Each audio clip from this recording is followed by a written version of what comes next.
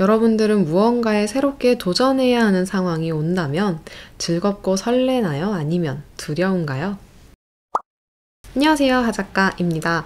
여러분들은 도전해야 되는 상황이 온다면 즐겁고 설레는 게 먼저인가요? 아니면 두려운 게 먼저인가요? 저는 두려운 게 먼저예요.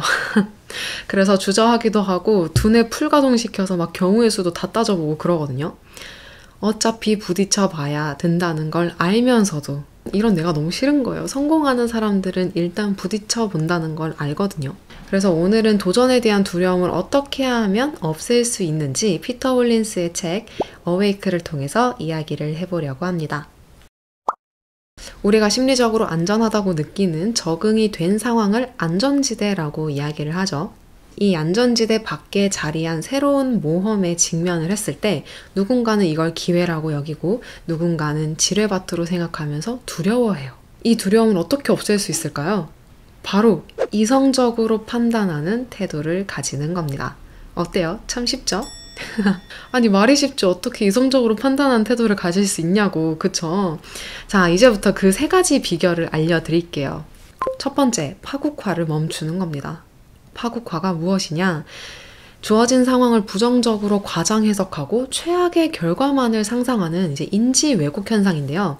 예를 들어서 내가 지금 취업이 잘 안 돼. 난 진짜 쓰레기야. 난 아마 이렇게 평생 변변찮은 직업도 없이 살지도 몰라. 그럼 사회적으로 고립이 되겠지. 나중에 고독사하게 될지도 몰라. 이런 비약적인 사고를 말하는 거죠. 부정적인 생각이 아무짝에도 도움이 안 되는 걸 알면서도 그걸 멈추지를 못해요. 현재 상황을 실제보다 더 끔찍하게 인식하는 거죠. 아주 많은 사람들이 자신의 사고 과정이 이렇게 흘러간다는 걸 인지를 못합니다. 그러면서 점점 더 파국으로 치닫는 거죠. 거기에 그냥 휩쓸려 버리는 거예요. 이런 파국화를 멈추려면 문제를 객관적으로 바라봐야 합니다. 정말로 지금 이 상황이 내 생각처럼 그렇게까지 끔찍한가?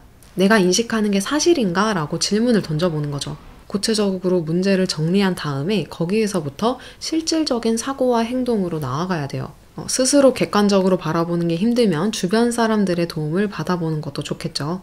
두 번째, 위험을 제대로 이해하고 판단하기입니다. 피터 홀린스에 따르면 우리는 어떤 위험 요소가 실제하는지 아닌지 제대로 파악하지 못한다고 해요. 아마 그래서 섣불리 행동하지 못하는 게 아닌가 저는 그렇게 생각이 되는데요. 두렵긴 한데 정확히 뭐가 어떻게 얼마나 왜 두려운지를 모르는 거죠. 그냥 두렵다는 감정 때문에 뒤로 물러서려고만 합니다. 편한 곳, 안전지대로 돌아가고 싶어 하는 거죠. 피터 홀린스는 이 상태에서 벗어나기 위해서는 문제의 본질에 다가가야 된다고 이야기를 합니다. 내가 하려는 이 도전이, 이 시도가 왜 위험한지 객관적인 시선으로 한번 살펴보는 거예요. 혹시 뜬소문이나 부정적인 생각, 감정처럼 현실에 존재하지 않는 허상을 토대로 내가 이 두려움을 만들어낸 게 아닌가? 하고 생각을 해보는 거예요. 나의 두려움이 어디에서 비롯되었으며 정확한 근거가 있는지 살펴보는 겁니다. 그리고 나서 이 시도로 내가 얻는 것과 잃는 것이 무엇일까? 하고 해당 시도에 대한 장단점을 목록으로 한번 작성을 해보는 거예요. 종이와 펜을 가지고 분명 도전을 하면 잃을 것도 있겠지만 얻는 것도 있을 거거든요. 막연히 이 일을 해보면 뭐 이런 건 좋겠지, 아마 이런 건 좀 별로일 거야 라고 말로 하는 것보다 글로 작성을 해보면 좀 더 명확히 드러나요. 내가 어떤 것에 더 가치를 둘 수 있을지. 그리고 만약에 내가 이 기회를 흘려보낸다면, 즉 아무것도 하지 않는다면 내가 잃게 되는 건 무엇일까?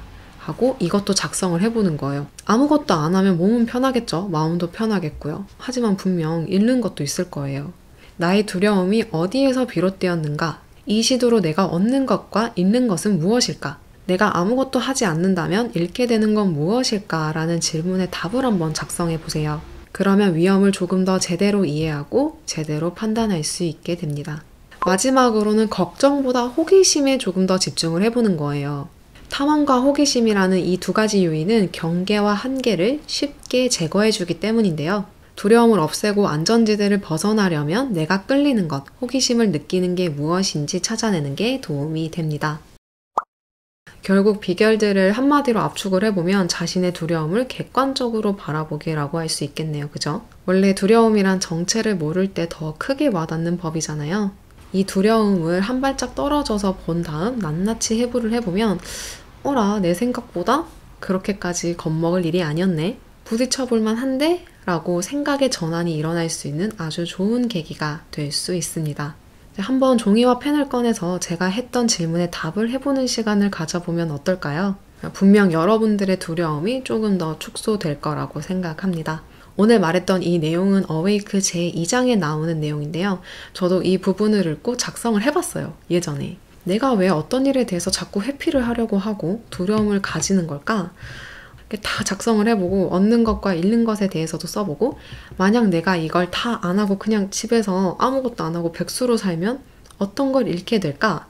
하고 써보니까 상황이 너무 명확해지는 거예요. 이건 안 할 수가 없어. 못 먹어도 고할 수밖에 없는 상황인 게 드러나요. 종이로 써보면. 이제 그랬더니 두렵고 불안한 마음이 조금 가라앉고 어떻게든 일단 해볼 수밖에 없겠구나. 내가 좀 더 성장하고 발전하기 위해서는 이 안전지대를 벗어나야겠구나 하는 어떤 깨달음이 오더라고요. 그래서 여러분들도 어떤 일에 두려움을 가지고 있다면 이렇게 문서화하는 작업을 꼭 한번 해보길 추천드립니다. 책 내용을 조금 더 효과적으로 전달하기 위해서 생략한 부분이 많으니까요. 안전지대에서 벗어나고 싶은 분들, 해당 내용을 조금 더 자세하게 알고 싶은 분들은 어웨이크 꼭 읽어보시길 바랄게요. 그럼 저는 다음 영상에서 또 찾아올게요. 안녕!